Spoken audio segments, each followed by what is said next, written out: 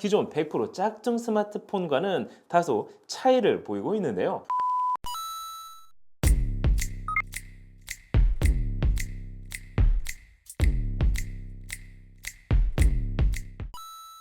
안녕하세요. 삶이 지루할 때 테크 제품 하나가 활력소가 될 수 있는데요. 그래서 재미있는 테크 제품을 찾아서 소개해드리고 있는 말방구 실험실 프로듀서입니다. 사실 내 돈 주고 사기에는 아깝지만 관심 있는 제품들 하나 정도는 있을 거라 생각이 드는데요. 그래서 오늘은 막상 구매해보고 나면 그럭저럭 쓸만한 스마트폰을 하나 구매해 봤습니다. 바로 13만 원에 구매한 초소형 미니 안드로이드 스마트폰 쿠비가 그것인데요. 한 손에 쏙 들어오는 것은 물론 후면 디자인은 마치 아이폰을 닮아있는 이번 제품 궁금하지 않으세요? 그럼 지금부터 말방구 시험실과 같이 한번 확인해 보시죠. 고고고!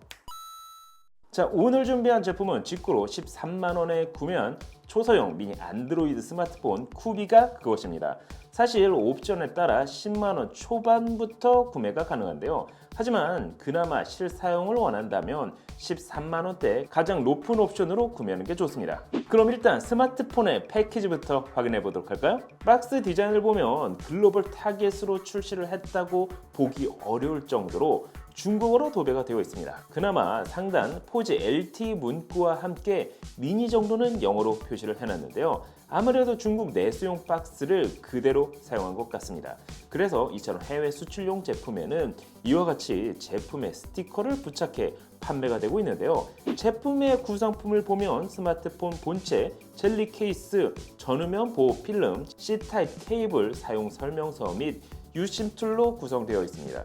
참고로 어댑터는 함께 제공되지 않는데요. 그래도 생각보다 알찬 구성 덕분에 액세서리를 추가로 구매하지 않아도 된다는 점은 마음에 들었습니다. 사실 이런 제품들은 국내에서 케이스를 따로 구매하는 것 자체가 어렵기 때문인데요. 그럼 아이폰을 닮은 이번 초소형 미니 스마트폰의 디자인부터 확인해 보도록 하겠습니다. 제품의 사이즈는 56mm, 134mm, 두께는 10mm, 거기에 중량은 약 166g으로 작고 슬림하게 제작됐습니다. 사이즈는 확실히 작지만 그렇다고 중량이 가볍지는 않았는데요. 그래도 한 손에 쏙 들어오는 그립감과 다소 무게감 있는 중량은 개인적으로는 만족스러웠습니다. 사실 요즘 스마트폰은 너무 크고 무겁다 보니 성능도 물론 중요하지만 오히려 이런 작은 스마트폰이 더 마음에 들 때가 있는데요. 디자인은 아이폰 12와 매우 닮아 있습니다. 측면은 물론 후면부 카메라까지 그냥 아이폰을 그대로 카피했다고 해도 과언이 아닐 정도인데요. 하지만 기존 100% 짝퉁 스마트폰과는 다소 차이를 보이고 있는데요. 뭐 당연한 거지만 애플 로고도 없을 뿐만 아니라 아이폰이라고 해서 판매가 되지도 않습니다. 사이즈 자체도 아이폰과 달리 독립적인 초소형 사이즈로 제작됐기 때문인데요.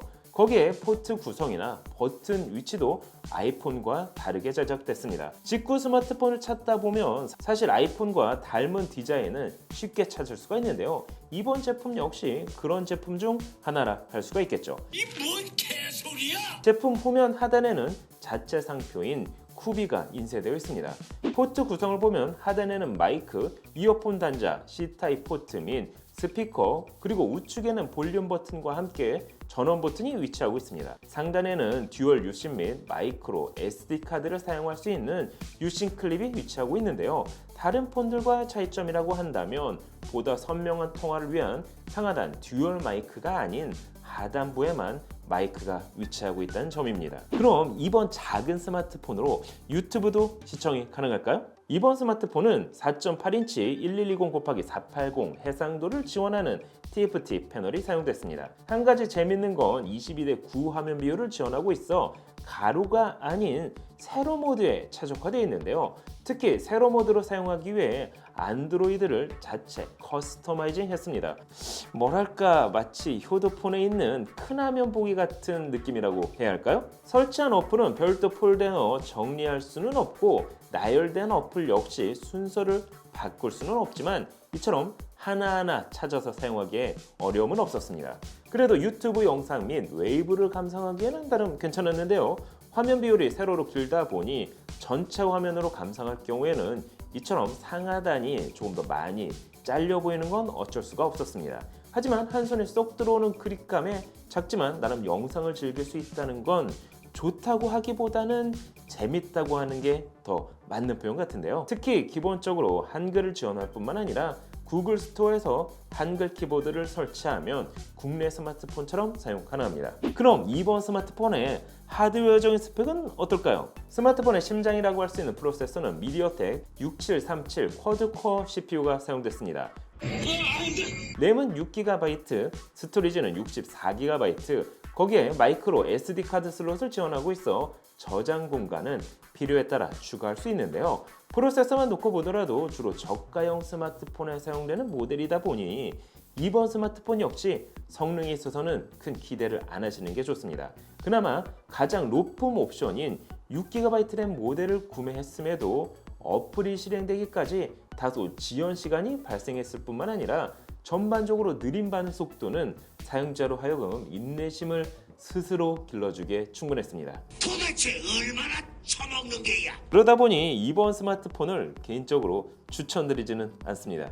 당연히 고가의 게임을 플레이하기도 어렵습니다. 하지만 다소 느리지만 네이버 및 카카오톡 사용은 가능했는데요. 한 가지 넷플릭스는 지원되지 않습니다. 하지만 웨이브는 사용이 가능했습니다. 넷플릭스를 지원 않는 걸 보면 구글 정식 인증을 받지는 못한 것 같습니다. 거기에 GPS를 지원하고 있어 T맵을 사용한다면 내비게이션처럼 활용은 가능합니다. 사이즈는 작지만 만든 마무새를 보면 완성도는 높아 보였는데요. 물론 방수를 지원하지는 않습니다. 배터리는 2280mAh로 사이즈 대비 대용량 배터리가 탑재가 됐습니다. 어차피 화면도 작고 해상도 역시 낮아 배터리 소모가 적기 때문인데요. 이 정도면 나름 하루 반나절 정도는 충분히 사용 가능했습니다. 물론 고속 충전과 무선 충전은 지원되지 않습니다. 그럼 아이폰처럼 생긴 이번 스마트폰의 카메라 성능은 어떨까요? 후면에는 1300만 화소 싱글 카메라가 탑재됐습니다. 맞습니다. 디자인적으로 보이는 두 개의 카메라는 가짜입니다. 그냥 카메라처럼 플라스틱으로 만든 모형일 뿐인데요. 카메라 성능은 역시나 큰 기대를 안 하시는 게 좋습니다. 참고로 동영상은 최대 HD 해상도까지만 지원합니다. 전면 카메라는 800만 화소 카메라가 탑재가 됐는데요. 이 카메라를 사용해 안면 인식 잠금 해제를 사용할 수 있습니다. 그럼 실제 국내 유심을 사용해 이번 스마트폰으로 전화나 데이터 사용도 가능할까요? 그래서 한번 테스트를 해봤습니다. 국내 KT LT 유심을 사용해본 결과 전화와 함께 데이터 사용은 어렵지 않았습니다. 따라서 SKT 및 KT 유심을 사용하고 계신다면 유심 사용은 어렵지 않아 보였는데요. 성능은 기대하기 어려운 이번 스마트폰, 하지만 게임은 한 번쯤 돌려봐야 하지 않을까요? 고사양 게임이 아닌 가벼운 게임을 플레이할 경우에는 그래도 나름 즐길만 했는데요. 하지만 화면 비율이 22:9로 게임을 하기에 최적화되어 있지는 않았습니다.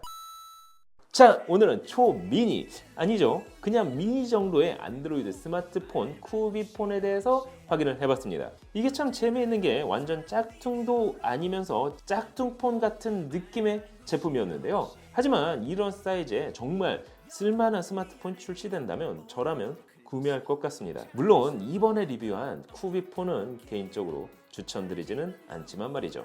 혹시 내 돈 주고 사기 아까운 하지만 관심 있는 제품이 있다면 댓글로 남겨주시기 바랍니다. 오늘 영상은 여기까지. 그럼 다음에 또 다른 테크 이야기로 찾아뵙도록 하겠습니다. 그럼 안녕. 짠. 하루 왼쪽을 찾는데도 아직 주말이 안 끝났잖아. 나 진짜 심심해. 너무나도 심심해. 미쳐버리겠네 정말. 우리 손자 심심한 마라비랑 끝말잇기나 한번 할까? 까치 5초 안에 대답하세요. 지면 홍삼 캔디 2주간 압수. 아니 저 새끼가 치즈 봉듀 듀 내리는 말방규